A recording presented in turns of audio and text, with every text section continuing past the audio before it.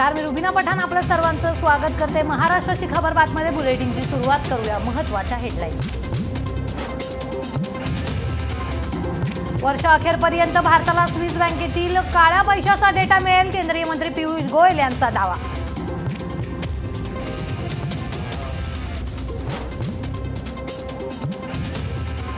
काँग्रेस आणि जेडीएस मध्ये बिनसलं, आम्हाला गृहीत धरू नका, एचडी देवेगौडांचा काँग्रेसला इशारा।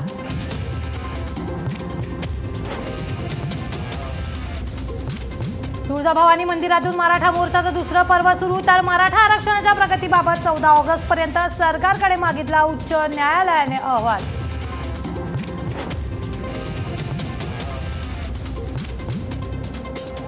पोलीस अधिकारी अश्विनी बिंद्रे हत्या प्रकरणातील आरोपीला गृह खात्याने दिली बढती, गृह खात्याचा ढोबळ कारभार चव्हाट्यावर।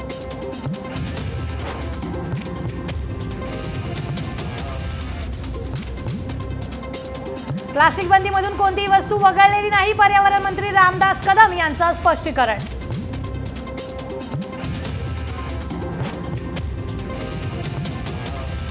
पुण्यात मनसेची गुंडगिरी, कायदा घेतला हातात, मल्टीप्लेक्समधील खाद्यपदार्थांच्या किमतीवरून मनसे कार्यकर्त्यांची मल्टीप्लेक्स मालकाला मारहाण। आता बातम्या सविस्तर।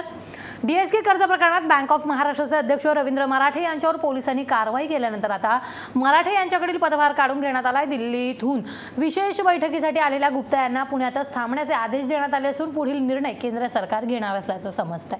बांधकाम व्यावसायिक डीएस कुलकर्णी यांना नियमबाह्य कर्ज मंजूर केल्याप्रकरणी बँक ऑफ महाराष्ट्राचे अध्यक्ष रवींद्र मराठे, कार्यकारी संचालक राजेंद्र कुमार गुप्ता, माजी अध्यक्ष व व्यवस्थापकीय संचालक सुशील मुहनोत, विभागीय व्यवस्थापक नित्यानंद देशपांडे यांना पुणे पोलिसांच्या आर्थिक गुन्हे शाखेने अटक केली होती। हे चारही अधिकाऱ्यांना न्यायालयाने जामीन मंजूर केला। या कारवाईच्या पार्श्वभूमीवर आता रवींद्र मराठे आणि राजेंद्र कुमार गुप्ता यांच्याकडील पदभार काढून घेण्यात आला। आलेख राऊत यांच्याकडे व्यवस्थापकीय संचालक आणि मुख्य कार्यकारी अधिकारी पदाचा तात्पुरता कार्यभार सोपवण्याचा निर्णय घेतला आहे।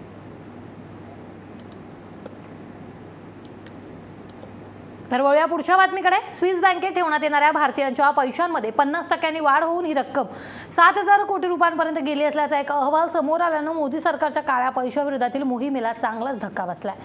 यासंबंधी बोलताना केंद्रीय मंत्री पियुष गोयल यांनी भारत आणि स्वित्झर्लंडमध्ये करार झाला असून वर्षाअखेरीस स्वित्झर्लंडकडून सविस्तर डेटा मिळेल अशी माहिती दिली आहे। भारत आणि स्वित्झर्लंडमध्ये झालेल्या करारानुसार 1 जानेवारी 2018 पासून ते आर्थिक वर्षाच्या अखेरीसपर्यंत संपूर्ण डेटा दिला जाईल। त्यामुळे हा काळा पैसा आहे किंवा बेकायदेशीर व्यवहार आहे असं का म्हणायचं, असं पियुष गोयल बोलले।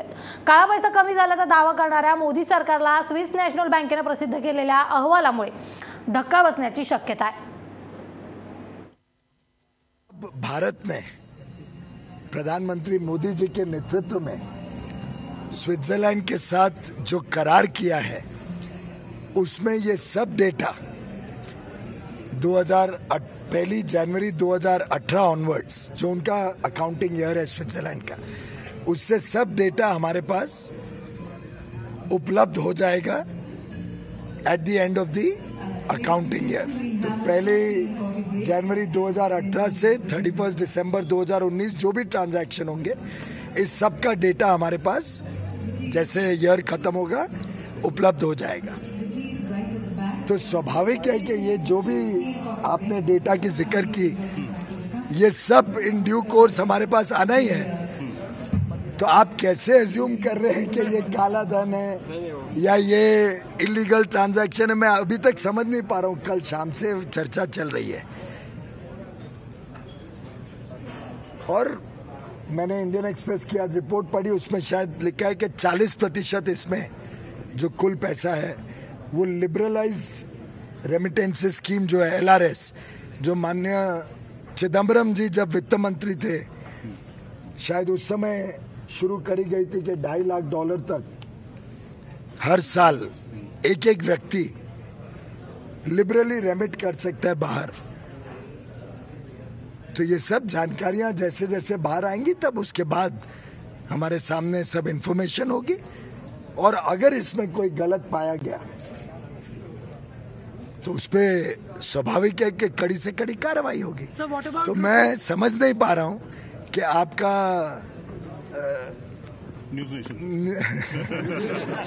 इतना सनसनी क्या हो गया कि 4,500 करोड़ से बढ़ के 7,000 करोड़, जबकि आपको लगभग 1.5 करोड़ रुपए आपने हर एक व्यक्ति को अलाउ कर दिया कि आप बाहर भेज सकते हैं। साथ ही साथ इसमें कुछ शायद नॉन रेजिडेंट इंडियंस भी हो सकते हैं, मुझे नहीं मालूम है, पर पहले के दिनों में तो ये जानकारी कभी मिलती नहीं थी।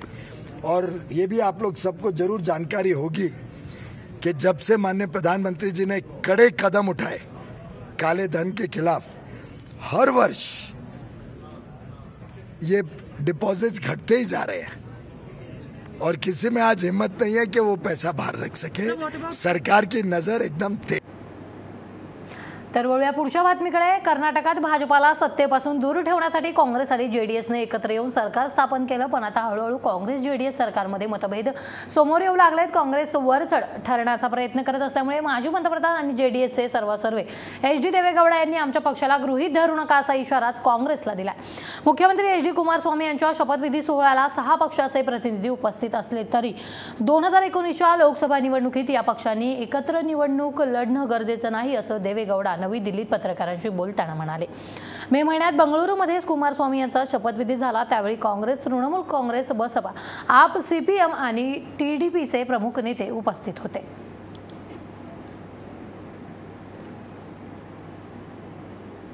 परराष्ट्र मंत्रालयाने अनेक युरोपियन देशांना पंजाब नॅशनल बँक घोटाळ्यातील मुख्य आरोपी नीरव मोदीला पकडण्यासाठी मदत मागितली आहे। परराष्ट्र मंत्रालयाने स्पष्ट केलंय की त्याच्याकडे फक्त भारताचाच पासपोर्ट आहे। याशिवाय जर मोदी कुठल्या देशात राहत असेल तर त्वरित भारताला यासंबंधी कळवण्याची विनंती परराष्ट्राला भारताने केलेली आहे।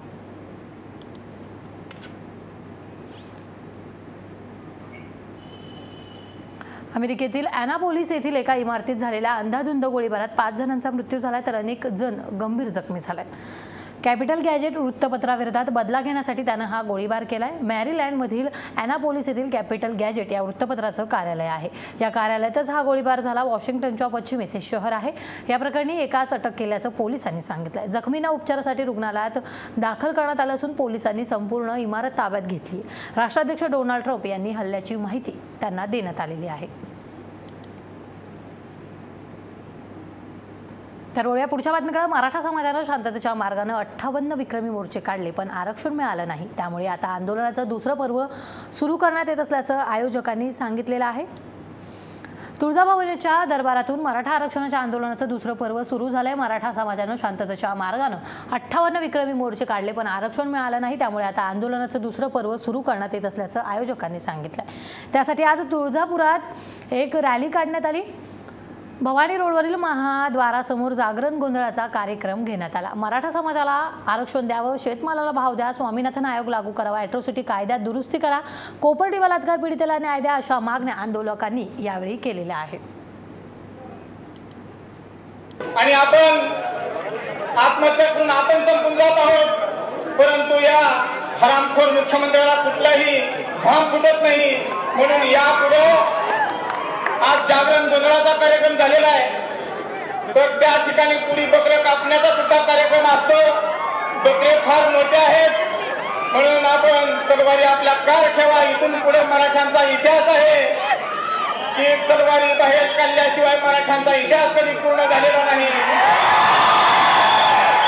म्हणून आजपर्यंत शांतीने आपण 58 वर्ष काढले।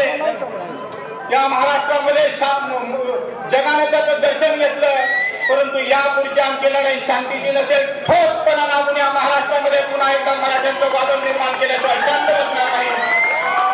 कारण की हे 20 वर्षापासून मराठा आरक्षणाचा आज लढा चालू आहे। अनेकांनी या ठिकाणी बलिदान दिलेलं आहे। शेवटच्या श्वासापर्यंत अण्णासाहेब पाटील असतील किंवा अण्णासाहेब जावळे पाटलापर्यंत प्रत्येकाने आपला जीव या ठिकाणी दिलेला आहे।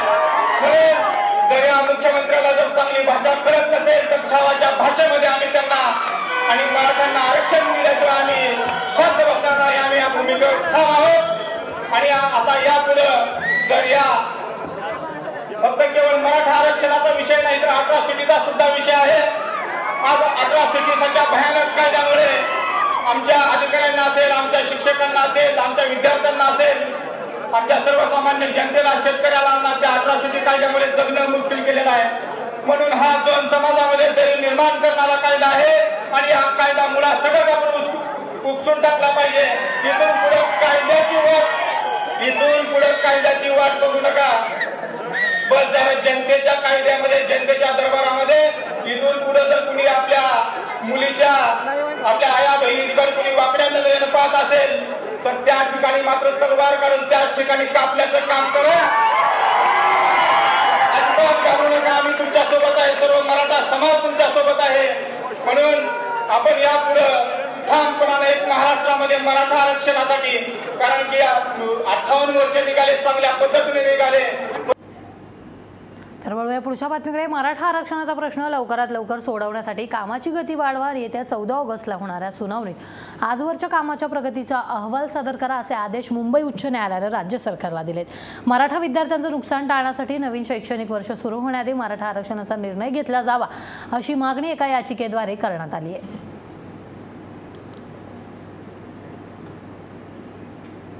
कोकणातल्या नाणार प्रकल्पाला कडाडून विरोध करणाऱ्या शिवसेनेनं आजच्या सामनाच्या अग्रलेखातून राज्याचे मुख्यमंत्री देवेंद्र फडणवीस यांना थेट इशारा दिलाय. कोकणाची जनता सुखी आहे, त्यांच्या सुखात विष कालवू नका. तसा प्रयत्न कराल तर कोकणातच नव्हे तर संपूर्ण राज्यात माती खायला लावू हा आमचा शब्द आहे. नाणारचा प्रकल्प हे जहर आहे, तो लादणे म्हणजे आणीबाणी लादण्यासारखं आहे. लादून बघाच असे शिवसेनेचे पक्षप्रमुख उद्धव ठाकरे यांनी अग्रलेखात म्हटलंय. तर वळूया पुढच्या बातमीकडे. राज्यात नवीन धोरण अवलंबण्यासाठी शासन युद्ध पातळीवर प्रयत्न करत आहे. औरंगाबाद येथील उद्योजक तसेच लोकप्रतिनिधींनी उद्योग वाढीसाठी चालना आणि उत्तेजन दिलंय. याबाबत उद्योग विभाग समाधानी असल्याचं व्यक्त करत आगामी काळात प्रत्येकाच्या हाताला काम मिळण्यासाठी राज्यात सर्वसमावेशक रोजगाराभिमुख उद्योग धोरण राबवणार असल्याचं मत राज्याचे उद्योगमंत्री सुभाष देसाई यांनी स्पष्ट केलं आहे. परंतु जो काही विकास होतोय त्याच्यामध्ये तो सर्वसमावेशक असावा, सर्वांना बरोबर घेऊन. आजच्या या परिषदेचा उद्देश तोच आहे. या उद्योजकांचं म्हणणं ऐकून ते त्याच्यावर काय अंमलबजावणी करायची हे फार महत्वाचं आहे. त्याप्रमाणे सुरुवात झाली आहे. पण तुम्ही उद्योग आणले लातूरमध्ये, चालू आहे प्रक्रिया. असं आणली आणि संपलं असं होत नाही. ती प्रक्रिया आणि ती चालू आहे. नाणारच्या संदर्भात आता काय भूमिका? नाणारच्या बाबतीतली आमची पक्षाची भूमिका स्पष्ट आहे आणि ती अनेक वेळा सांगितलेली आहे. जर स्थानिकांना एखादा उद्योग किंवा प्रकल्प नको असेल तर तो लादण्यात अर्थ नाही. जो उद्योग किंवा प्रकल्प, जी योजना स्थानिक लोकांना हवी आहे ती करायची. त्याला विरोध आहे कशाला करायचा? नाणारमध्ये 10 ग्रामपंचायतींनी ग्रामसभांचे ठराव करून दिलेले आहेत की आम्हाला हा प्रकल्प नको. शिवाय माननीय मुख्यमंत्र्यांनी त्यांची जेव्हा त्या प्रकल्पग्रस्तांची भेट होती त्यावेळेला जाहीर केलं की आम्ही जर लोकांना प्रकल्प नको असेल तर लादणार नाही. मला नम्रपणा नाही एका गोष्टी लक्ष द्यायचं की तामिळनाडूमध्ये एक प्रकार तुतीकोरीन येथे स्टरलाईटचा प्रकल्प उभा राहत होता. जनतेला नको होता. खूप उग्र आंदोलन झालं, गोळीबार झाला, 14 माणसं ठार झाली. दुसऱ्या दिवशी तामिळनाडूच्या मुख्यमंत्र्यांनी स्टरलाईटचा प्रकल्प रद्द करत आहोत अशी घोषणा केली. पण कधी केली? 14 माणसं गेल्यानंतर. अशी वाईट परिस्थिती महाराष्ट्रात येऊ नये, असे अनिष्ट वळण घ्यायला लागू नये. जेव्हा लोक संयमाने आंदोलन करतायत त्याच्याकडे लक्ष द्यावं असा आमचा आग्रह आहे. आणि उद्धव ठाकरे साहेबांनी तर स्पष्टपणानं जाहीर केलं की धर्मेंद्र प्रधान, केंद्रीय मंत्री किंवा केंद्र सरकार यांना चर्चा करायची असेल तर त्या स्थानिकांशी करावी. त्यांचं म्हणणं ऐकून घ्या, म्हणजे तुम्हाला काय वास्तव आहे ते कळू शकेल. आमच्याशी चर्चा करून काय आम्ही काय अडवणूक करण्यासाठी हा विषय घेतलेला नाही. आम्ही जाहीर केलेलं आहे की स्थानिक जनता जी म्हणते त्या भावनेचा आम्ही आदर करतो. तुम्हाला असं म्हणायचं स्टरलाईट जर रद्द होऊ शकतो तर नाणार का नाही? हा खरंच आहे. तर लोकांना हवा असेल तर द्यायचा प्रकल्प, नको आहे तर मग कसा लादायचा? लादू नये. अशी वेळ निर्माण होऊ शकते स्टरलाईट कोकणामध्ये? होऊ नये. आपलं राज्य आहे, लोकाभिमुख सरकार आहे, तर तशी वाईट परिस्थिती कशाला यायची? जेव्हा संयमानं लोक ते आंदोलन करतायत त्याची जर दखल घेतली तर उद्या अनिष्ट अशी परिस्थिती ओढवणार नाही. API अश्विनी बिंद्रे हत्या प्रकरणात तळोजा जेलमध्ये असलेले आरोपी PI अभय कुरुंदकरला गृह खात्यानं आता सहाय्यक पोलीस आयुक्त बनवण्याचा निर्णय घेतलाय. त्यासाठी 26 जून रोजी जाहीर करण्यात आलेल्या वरिष्ठ पोलीस निरीक्षकांच्या निवड सूचीत सेवा ज्येष्ठतेनुसार कुरुंदकर यांचं पोलीस उपाधीक्षकांच्या निवड सूचीच्या यादीत अनुक्रमे 228 आणि सेवा ज्येष्ठता 1/1/2016 यादीत 856ला त्यांचं नाव आहे. यामुळे आता आंधळं दळते आणि कुत्रं पीठ खाते अशीच काहीशी अवस्था गृह खात्याची झाली आहे. याबाबत अश्विनी बिंद्रे यांच्या कुटुंबियांनी नाराजी व्यक्त केली. अश्विनी बिंद्रे खून प्रकरणात आरोपी अभय कुरुंदकर मुख्य आरोपी असताना त्याला प्रमोशन मिळूच कसं शकतं असा सवाल उपस्थित करून मुख्यमंत्र्यांनी याकडे लक्ष न दिल्यास उच्च न्यायालयात याचिका दाखल करण्यात येणार असल्याचं अश्विनी बिंद्रेचे पती राजू गोरे यांनी सांगितले। ते कोल्हापुरात बोलत होते। 28/6/2018 शासन परिपत्रकानुसार ACP DYSPच्या प्रमोशनची यादी, पदोन्नतीची यादी मी आज बघितली। त्यामध्ये 856 नंबरला कुरुंदकरांचं नाव आहे। तर बघितल्यानंतर निश्चित पहिल्यांदा धक्का बसला आणि एकूण गृह खात्याचा हा कारभार बघितला तर पहिलेपासून आरोपींना मदतच करतायत आणि आजही मदत करतात हे ह्यावरून सिद्ध होतं। एकंदरीत ह्या या सेन्सिटिव्ह मर्डर प्रकरणामधला आरोपी सध्या तळोजा जेलमध्ये असताना राज्याचं गृह मंत्रालय हे त्यांना पदोन्नती देऊन ह्या मर्डर केल्याबद्दल बक्षीसच देत आहे असं वाटतं मला। तर तपासाचं काय सध्या नाही, ह्यामध्ये गृह मंत्रालय आमच्या कुठल्याही मागणीकडं लक्ष देत नाही। जो माणूस तळोजा जेलमध्ये आहे, अश्विनी बिंद्रेचा हत्यारा आहे, हे राज्याच्या मुख्यमंत्र्यांना माहिती असताना सुद्धा त्याचं प्रमोशनच्या यादीमध्ये नाव येतच कसं, हे आम्हाला थोडीशी ह्या बाबतीत शंका वाटते। आणि दुसरी गोष्ट, ह्यामध्ये तो जेलमधून गृह खातं चालवतो का त्याला अश्विनीची हत्या केली म्हणून हे प्रमोशन म्हणून त्याला गिफ्ट दिलं का, याचं उत्तर आम्हाला राज्याच्या मुख्यमंत्र्यांना द्यावं। अन्यथा आम्ही या बाबतीत माननीय उच्च न्यायालयामध्ये या बाबतीत मुख्यमंत्र्यांच्या विरोधामध्ये रीट पिटिशन दाखल करतो। प्लास्टिक बंदीबाबत राज्य सरकारनं कोणत्याही प्रकारचा U-टर्न घेतलेला नाही। बंदी लादलेल्या वस्तूंपैकी कोणतीही वस्तू वगळलेली नाही असं स्पष्टीकरण पर्यावरण मंत्री रामदास कदम यांनी दिले। प्लास्टिक बंदीवरून सरकारनं U-टर्न घेतलाय, 5च दिवसात काही वस्तू वगळल्या आहेत अशा माध्यमातून चुकीच्या बातम्या पसरवल्या जात आहेत। काही दिवसात या प्लास्टिक बंदीवर पुस्तिका प्रदर्शित केली जाणार आहे, त्यामुळे थोडा वेळ थांबण्याचं आव्हान रामदास कदम यांनी माध्यमांसह जनतेला केलंय। घाटकोपर पश्चिमेकडील जीवदया लेन परिसरात चार्टर्ड विमान कोसळलेल्या विमानाला उड्डाण करण्याचं प्रमाणपत्र नसल्याचं समोर आलंय। UY एव्हिएशन कंपनीच्या अधिकाऱ्यानं याविषयीची माहिती दिली। या चार्टर्ड विमानाच्या दुरुस्तीचं काम सुरू होतं आणि यापूर्वी हे विमान 6 महिन्यांपूर्वी वापरल्याची माहिती अनिल चव्हाण या अधिकाऱ्याने दिली। दरम्यानच कालच्या दुर्घटनेत विमानातील 4 जण आणि एका पादचाऱ्याचा मृत्यू झाला। दुपारी 1:30च्या सुमारास ही घटना घडली आहे।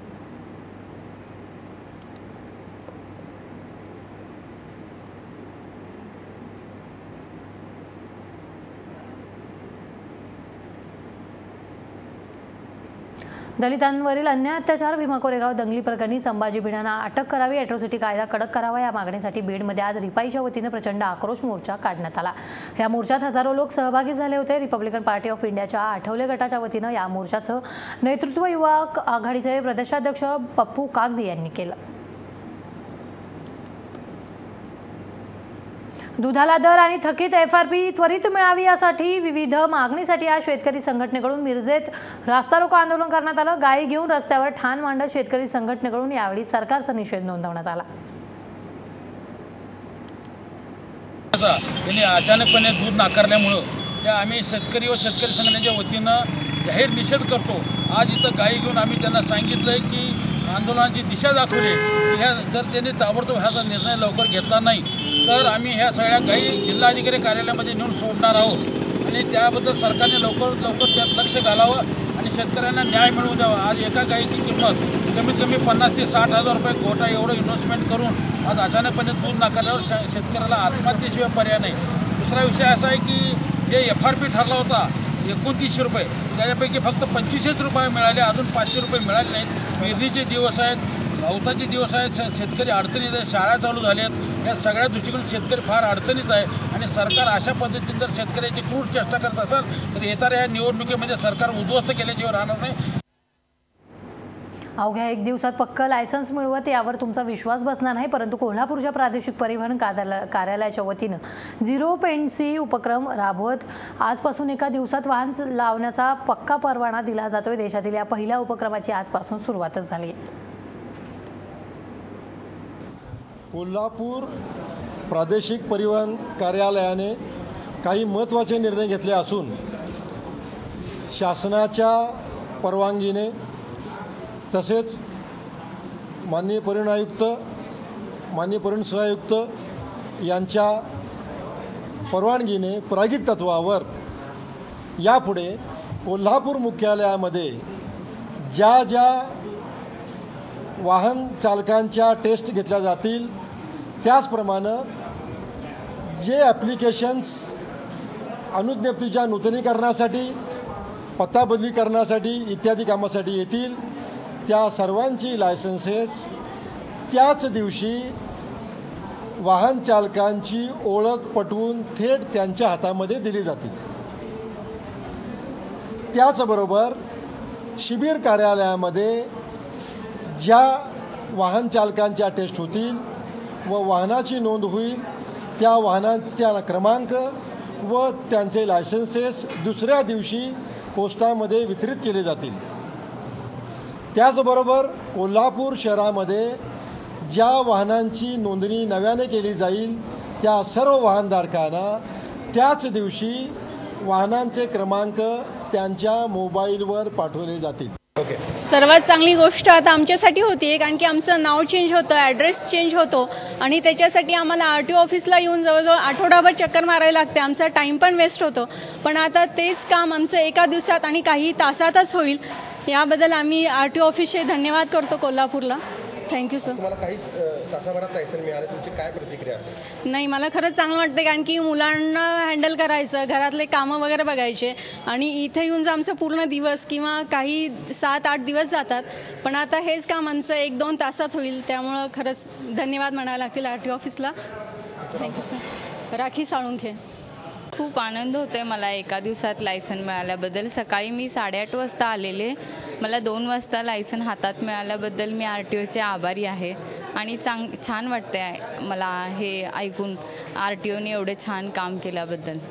पूर्वी किती वेळ लागायचा, काय माहिती होतं? पूर्वी आधी अपॉइंटमेंट घ्यायला लागायची, नंतर एक 15 दिवसांना आम्हाला त्यांनी यायला सांगायचे, मग नंतर RTOचं काम झाल्यानंतर 15 दिवसांना आमच्या हातात लायसन मिळायचं। पण आज असं वाटतंय 2-3 तासात लायसन मिळेल, हे आनंदाची गोष्ट आहे ना।